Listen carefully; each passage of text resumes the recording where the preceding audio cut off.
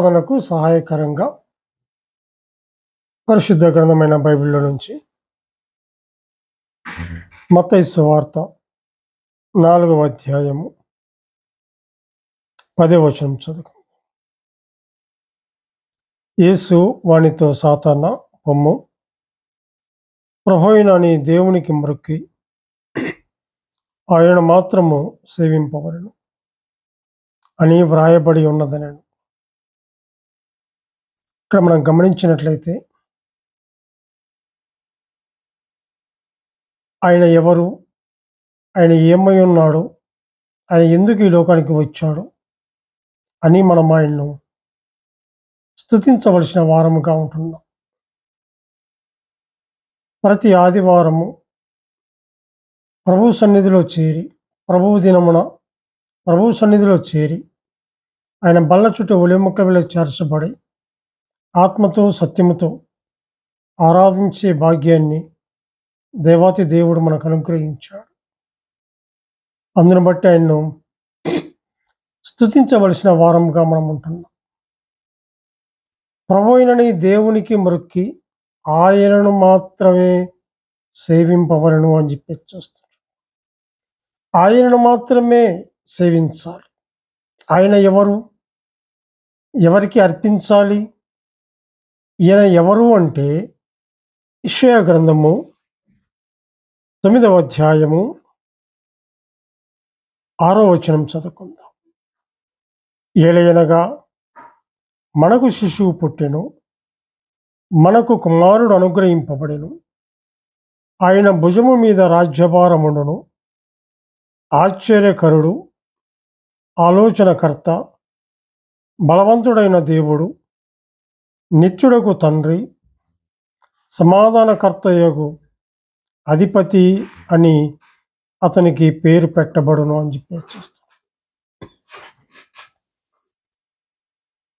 ఈయన ఎవరు అంటే ఈయన బలవంతుడైన దేవుడు. బలవంతుడైన దేవుణ్ణి మనం స్తుతించవలసిన వారముగా ఉంది. యేసుక్రీస్తు బలవంతుడైన దేవుడు, అందును బట్టి మనం ఆయన స్తుతించాలి. పంపబడిన కుమారుడు కదా. ఏలయనగా మనకు శిశువు పుట్టెను, పుట్టిన కుమారుడు, అనుగ్రహింపబడిన కుమారుడు, అప్పగింపబడిన కుమారుడు, అందును బట్టి మనం ఆయన స్తుతించాలి. అంత మాత్రమే కాదు, కానీ లేపబడిన కుమారుడు, లేపబడిన కుమారుడని చెప్పి ఆయన మనము స్తుతించవలసిన వారముగా ఉంటుంది. ఆయన ఎవరు అంటే ఆశ్చర్యకరుడు, ఆలోచనకర్త, బలవంతుడైన దేవుడు అని చెప్పేసి ఆయనకు మొక్కి ఆయనను స్తుతించి ఆయన గణపరచవలసిన వారముగా ఉంటున్నాం. అది మాత్రమే కాదు, కానీ తీతుకు రాసిన పత్రిక 2వ అధ్యాయము, తీతుకు రాసిన పత్రిక 2వ అధ్యాయము 13వ వచనం చదువుకుందాం. అనగా మహాదేవుడును మన రక్షకుడునైన యేసుక్రీస్తు మహిమ యొక్క ప్రత్యక్షత కొరకు ఎదురు చూచుచు అనే మాట చూస్తున్నాం. ఆయన ఎవరు అంటే ప్రభువైన దేవునికి మొక్కాలి. అంత మాత్రమే కాదు, ఆయన మాత్రమే సేవించాలి. ఈయన ఎవరు అంటే ఆశ్చర్యకరుడని, ఆలోచనకర్తని, బలవంతుడైన దేవుడని ఆయన మనం స్తుతించాలి. అంత మాత్రమే కాదు, కానీ పంపబడిన కుమారుడు, అనుగ్రహింపబడిన కుమారుడు, అప్పగింపబడిన కుమారుడు, లేపబడిన కుమారుడు అని చెప్పేసి ఆయన మనము స్తుతించవలసిన వారం. అంత మాత్రమే కాదు, కానీ తీతుకు రాసిన పత్రిక 2:13 చూస్తే మహాదేవుడు, మహిమ కలిగిన దేవుడు, ఆయన రక్షకుడై ఉన్నాడు కాబట్టి ఆయన మనం స్తుతించాలి. మహాదేవుణ్ణి, మన రక్షకుడైన యేసుక్రీస్తును మనము స్తుతించవలసిన వారముగా. అంత మాత్రమే కాదు, యోహాను వ్రాసినటువంటి మొదటి పత్రిక 5వ అధ్యాయము 20వ వచనం చదువుకుందాం. మనము సత్యవంతుడైన వానిని ఎరుగవలనని దేవుని కుమారుడు వచ్చి మనకు వివేకమనుగ్రహించి ఉన్నాడని ఎరుగుదుము. మనము దేవుని కుమారుడైన యేసుక్రీస్తునందున్న వారమై మనము దేవుని కుమారుడైన యేసుక్రీస్తునందున్న వారమై సత్యవంతుడని, అంత మాత్రమే కాదు, ఆయన నిజమైన దేవుడని, ఆయన నిత్య జీవమై ఉన్నాడని, ఆయనే సత్యమైన దేవుడని మనం స్తుతించాలి. మన దేవుడు, మన దేవుని కుమారుడైన యేసుక్రీస్తునందున్న వారమై సత్యవంతుని అందున్నామని, ఆయనే నిజమైన దేవుడని, నిత్య జీవమై ఉన్నాడని, యేసు ప్రభు నిజమైన దేవుడని ఆయన మనం ఈ ఉదయకాల వేళ స్తుతించవలసిన వారం కామన్నమాట. ఆయన ఎవరు, ఆయన ఏమై ఉన్నాడో మనం చూసాం. అప్పగింపబడిన కుమారుడు, పంపబడిన కుమారుడు, మహాదేవుడు, మన రక్షకుడైన యేసుక్రీస్తు ప్రభును ఈ ఉదయకాల వేళలో స్తుతించవలసిన వారం కావు. అయితే మనం గమనించినట్లయితే మనము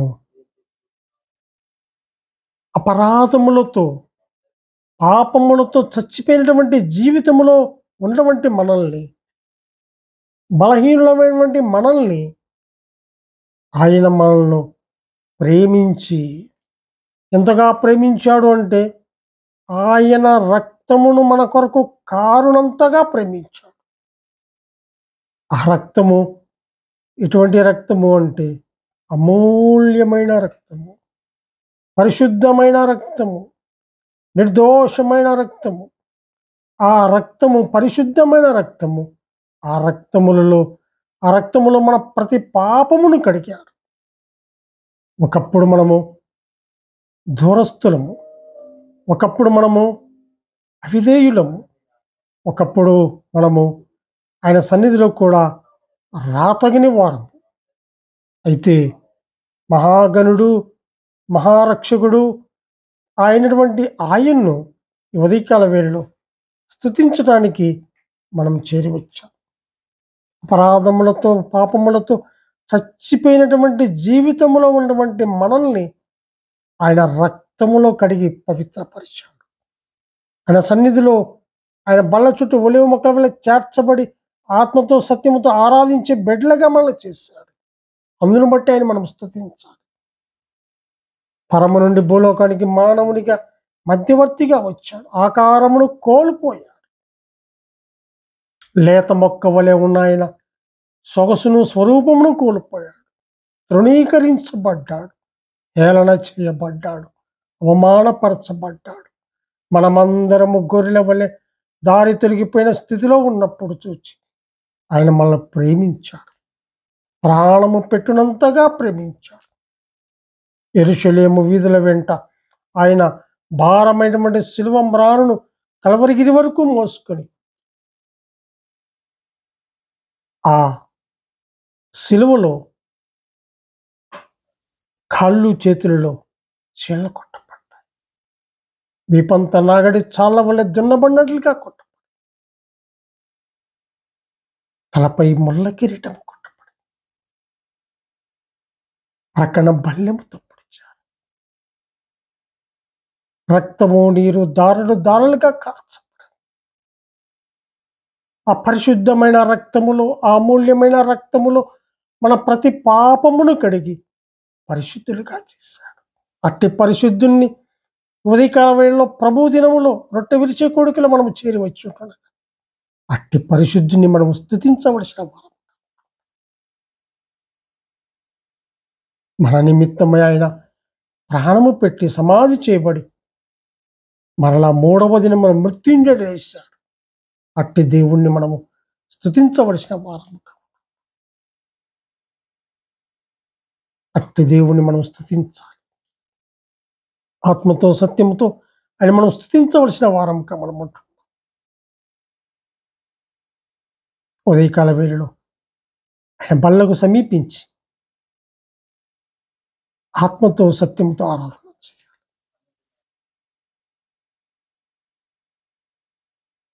అపోస్తలుడైన పౌలు కొరింథీయులకు రాసిన మొదటి పత్రిక 11వ అధ్యాయం 23వ వచనం చదువుకో. నేను మీకు అప్పగించిన దానిని ప్రభువు వలన పొందితిని. ప్రభువు అయిన యేసు తాను అప్పగింపబడిన రాత్రి ఒక రొట్టెను ఎత్తుకొని కృతజ్ఞతాస్తుతులు చెల్లించి, అవును, అప్పగింపబడిన రాత్రి, ప్రభువైన యేసు తాను అప్పగింపబడిన రాత్రి ఒక రొట్టెను ఎత్తుకొని కృతజ్ఞతాస్తుతులు చెల్లించి దాన్ని విరిచి, ఇది మీ కొరకైన నా శరీరము, నన్ను జ్ఞాపకం చేసుకున్నట్టుకే దీనిని చేయడం. ఆ ప్రకారమే భోజనమైన పిమ్మట ఆయన పాత్రను ఎత్తుకొని, ఈ పాత్ర నా రక్తం వలన క్రొత్త నిబంధన, మీరు దీనిలోనిది త్రాగునప్పుడల్లా నన్ను జ్ఞాపకం చేసుకున్నట్టుకే. మీరు ఈ రొట్టెను తిని ఈ పాత్రలోనిది త్రాగునప్పుడల్లా ప్రభువు వచ్చు వరకు ఆయన మరణమును ప్రచురించుదురు.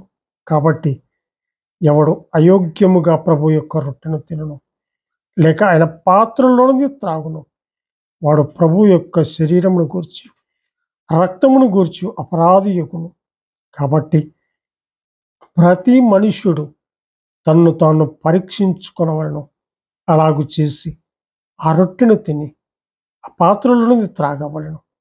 ప్రభువు శరీరమని వివేచింపక తిని త్రాగువాడు తనకు శిక్ష విధి కలుగుటకే తిని త్రాగుచున్నాడు.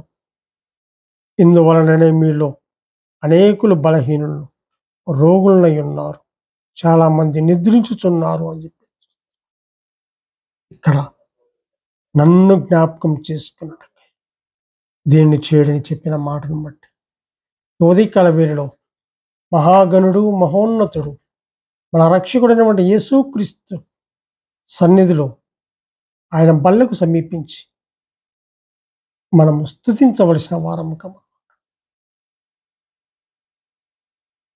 ఆయన మనము స్తుతించాలి, గణపరచాలి, మ్రొక్కాలి, సాగిలపడి నమస్కారము చేయాలి. అలాగూ చేసి ఆయన్ను ఆత్మతో సత్యముతో స్తుతించవలసిన వారముగా ఉంటున్నాం. విరిగి నలిగిన హృదయముతో ఆయన మనము స్తుతించవలసిన వారముగా ఉంటున్నాం. అలాగూ ఆయన మనము స్తుతించి గణపరచవలసిన వారముగా ఉంటున్నాం. ఆయన స్తుతి